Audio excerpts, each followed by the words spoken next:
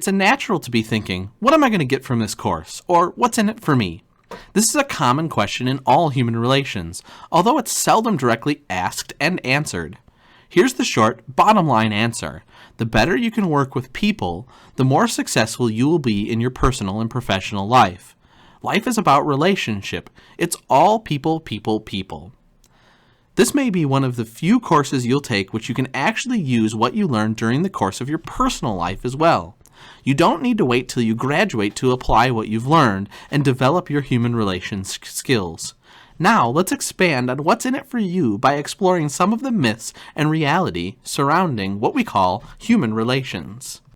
But first, let's define human relations. The term human relations simply means interactions among people.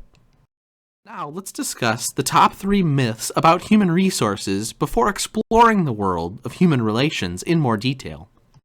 Myth number 1. Technical skills are more important than human relations. Some people believe that human relations or organizational behavior course is less important than more technical courses like computer science. However, the reality is that in a survey of job recruiters, of the 26 attributes identified, organizations are looking for human relations skills. It's commonly said that people are an organization's greatest asset, or key to their success. Not technology, because people working together develop that technology. Number 2, human relations is just common sense. Some people believe that human relations is simple and common sense. Do all these people in organizations get along and work well together? If human relations is just common sense, then why are people issues some of the most prominent concerns of business owners and HR managers alike? It's because high-quality relationships are important to success. Think about the jobs you've had. Did everyone get along and work well together? How did human relations affect your personal job satisfaction? Myth number 3, leaders are born, not made. Some people believe they can't develop leadership skills. Effective leaders have good human relations skills. The question, are leaders born or made, has been researched multiple times over the years. Leadership experts generally agree that leadership skills can be developed. Virtually all large major corporations spend millions of dollars a year on leadership training. Why would those organizations spend all that money if human relations skills couldn't be developed? Regardless of your natural ability to get along and work well with people, using this information, you can develop human relations skills. The goal of human relations is to create a win-win situation by satisfying employee needs while achieving organizational objectives. A win-win situation occurs when the organization and employees get what they want. If an employee wonders, what's in it for me, the employee is expressing his or her own needs. When a manager expects high levels of performance from employees, that manager is identifying organizational objectives. When employees and organization goals align, performance tends to follow. The total person approach realizes that an organization employs the whole person, not just his or her job skills. So it's important to understand the whole person. People play many roles throughout their lives, indeed throughout the day. Think about this. If your child is ill, how would you react to being asked to work overtime?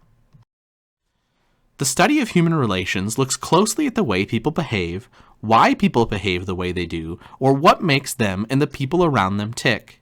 Behavior is what people do and say. Human relations fuels behavior. The 3 levels of behavior are individual, group, and organizational. Human relations takes place at group and organization levels. Individual behavior is what people say and do.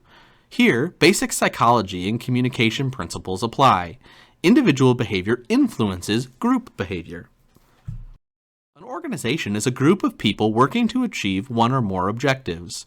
As individuals and groups interact, their collective behavior constitutes the organization's behavior. Thus, organizational behavior is the collective behavior of an organization's individuals or groups. Human relations affects individual and group behavior, and has resulting effects on organizational performance. Performance is the extent to which expectations or objectives have been met. Performance is a relative term. Performance levels are more meaningful when compared to past performance or the performance of others within and or outside the organization.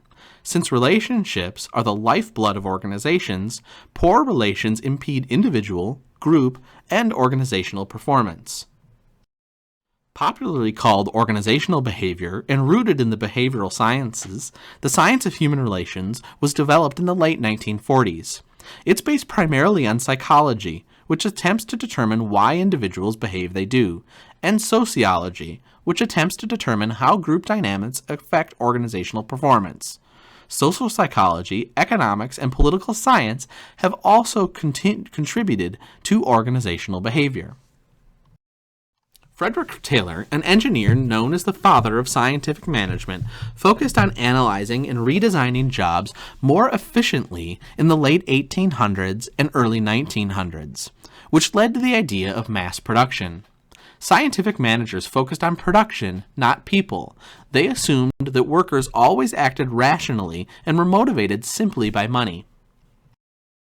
From the mid-1920s to the early 1930s, ELTON MAYO and his associates from Harvard University conducted research at the Western Electric hardware plant near Chicago.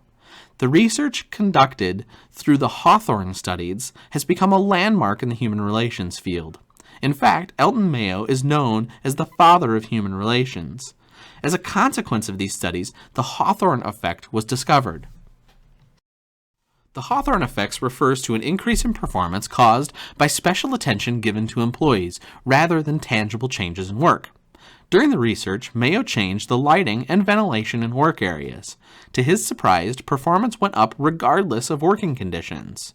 Through interviews, Mayo realized that the control group during the research felt important because of all the attention they got.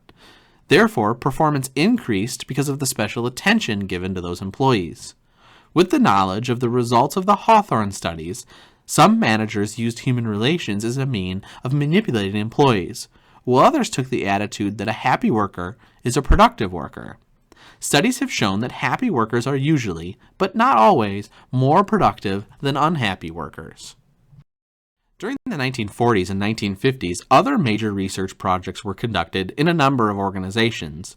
Notably, Peter Drucker's management by objectives was popular in the 1950s.